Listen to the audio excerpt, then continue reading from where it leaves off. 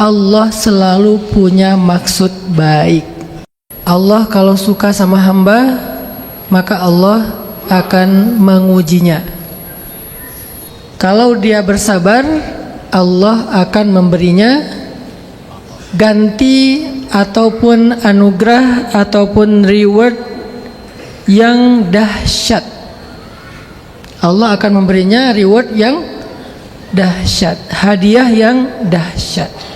Sehingga dari sini harusnya kita ngerti bahwa walaupun Allah yang menciptakan satu musibah, Allah yang menciptakan sesuatu yang kita anggap buruk, tapi yang pasti Allah selalu punya maksud baik. Yang pasti Allah selalu punya maksud baik. Gak mungkin gak punya maksud baik. Salah satu di antara cara pandang itu dilengkapkan oleh hadis bahwa orang yang tertimpa dapat kebaikan syahid, orang yang sakit perut dapat kebaikan syahid, orang yang kena wabah dapat kebaikan syahid. Sehingga dengan semua keyakinan kita bahwa Allah pasti punya maksud baik itu, baik sudah kita temukan atau kita belum mengerti, kita jadi ridha dengan ketentuan Allah. Gak muncul suudzon kepada Allah. Kita ngerti atau kita gak ngerti, yang pasti kita yakin Allah pasti punya maksud baik. Karena butuh waktu untuk ngerti, butuh waktu untuk ridha bahwa suami saya meninggal karena pandemi, istri saya meninggal karena pandemi, anak saya meninggal karena pandemi, orang tua saya meninggal kemarin karena pandemi. Tapi begitu kita tahu apa maksud Allah itu baik. Apa? Pengen ngasih hadiah syahid untuk dia. Kecuali menurut kita syahid itu nggak penting.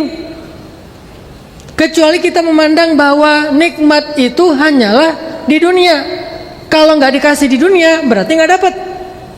Ini berarti masalah iman kepada rukun yang ke-5, percaya kepada hari akhir. Kita percaya nggak sih bahwa Allah itu menyediakan fala ta'lamu nafsun ma ukhfiya lahum min qurrati ayunin. Allah menyediakan sesuatu yang sangat qurrata ayun, itu artinya nggak ada orang yang lihat itu biasa aja. Melihat surga, apaan tuh? Kata malaikat, surga.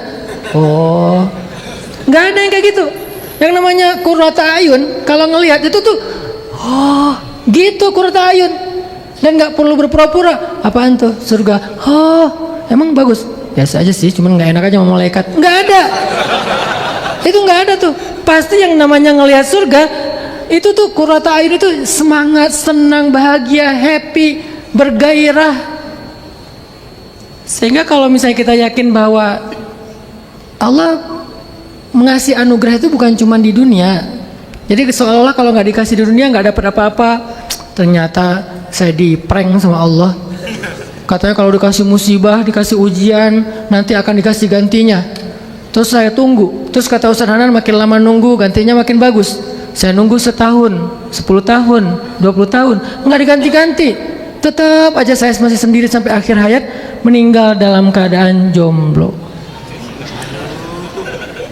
Mana katanya mau diganti? Kemarin saya diputusin, harusnya diganti yang lebih baik dong. Saya patah hati, harusnya diganti dengan yang lebih menyenangkan. Kok nggak ada sampai saya meninggal? Nih, perhatikan hadis dari Abi Hurairah riwayat Imam Muslim.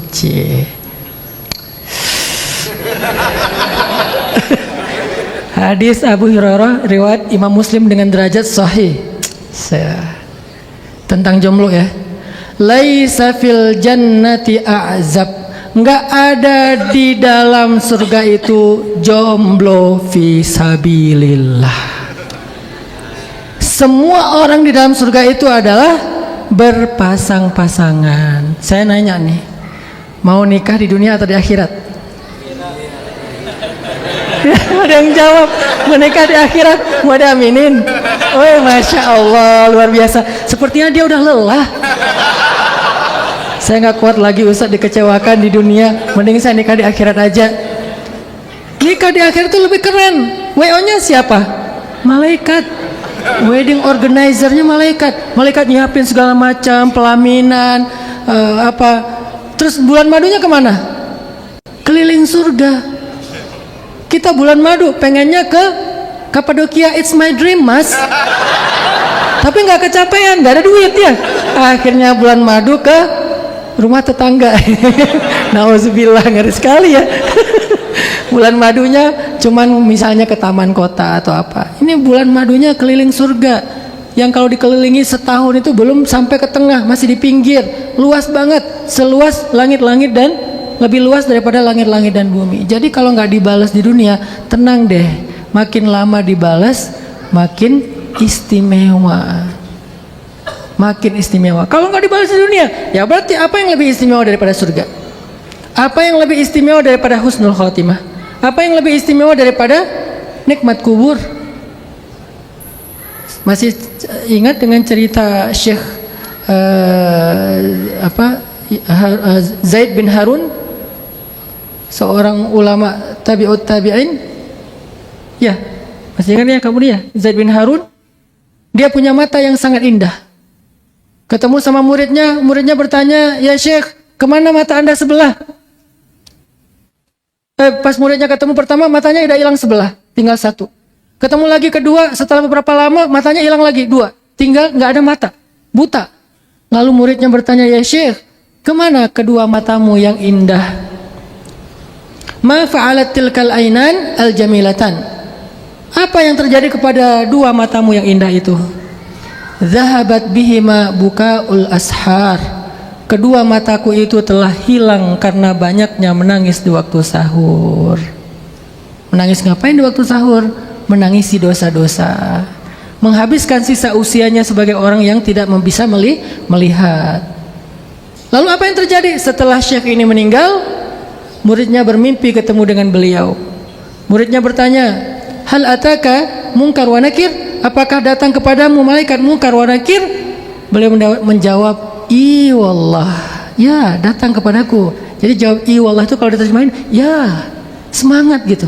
I wallah, ya datang kepadaku malaikat munkar wa nakir. Was'alani man rabbuka, dan seterusnya. Dan keduanya bertanya kepadaku, siapa Tuhanmu, apa agamamu, apa kitabmu, siapa nabimu? Aku menjawab, ali mithli yus'al hadha? Apakah orang seperti aku masih perlu ditanya-tanya yang kayak gini? Wa ana u'allimuhu fi darid dunya, padahal aku mengajarkannya di dunia kepada orang-orang. Lalu malaikat mengatakan, sadaqta, nim naumata arus la bu'sa alaik. Engkau benar, enggak usah dijawab. Tidurlah kamu dengan tidurnya pengantin, dan tidak ada kesusahan bagimu sampai hari kiamat. Siapa yang pengen tidur seperti pengantin? Tahu tidur pengantin kayak gimana? Ya enggak lah. Insya Allah saya tahu. Tidur pengantin itu nggak kerasa udah pagi. Saking nyenyaknya nggak kerasa udah pagi. Saking nyenyaknya nggak kerasa udah hari berbangkit. Nggak ada siksaan kubur. Kok bisa kayak gitu? Itulah dahsyat. Itulah nikmat yang Allah kasih. Banyak cara Allah. Padang mahsyarnya lancar, jalannya nggak ada macet-macetnya, dijemput sama malaikat, dikasih naungan, dikasih kendaraan, lalu hisabnya diringankan bahkan tanpa hisab, lalu melewati sirat, lalu sampai ke surga disambut, lalu sebelum masuk ke dalam surga dia dibersihkan dulu, kemudian ketika dia berwudu dia mengusap kepalanya, sejak itu nggak kusut lagi rambutnya selama-lamanya, tiba-tiba tubuhnya wangi. Ketika dia berkeringat, keringatnya lebih wangi daripada parfum yang ada di muka bumi. Tiba-tiba dia jadi tinggi seperti Nabi Adam, 80 hasta, kurang lebih 35 meter. Wajahnya seperti Yusuf, kekuatannya seperti Musa, akhlaknya seperti Nabi Muhammad SAW. Yang cewek, ketika dia minum air kelihatan air di sini. Nggak usah dibayangin. Intinya adalah nikmat itu bukan cuma dunia. Sehingga kalau nggak dikasih di dunia, kasihannya dia udah sabar matinya kayak gitu banget. Kasihannya dia udah sabar matinya masih miskin. Kasihannya dia udah sabar matinya sakit. Kasihannya dia sabar matinya banyak masalah dan seterusnya. Allah memberikan yang lebih baik daripada dunia. Dunia itu ada batas, akhirat itu nggak ada batas. Jadi udah pasti Allah punya maksud baik. Itu aja yang kita pelajari.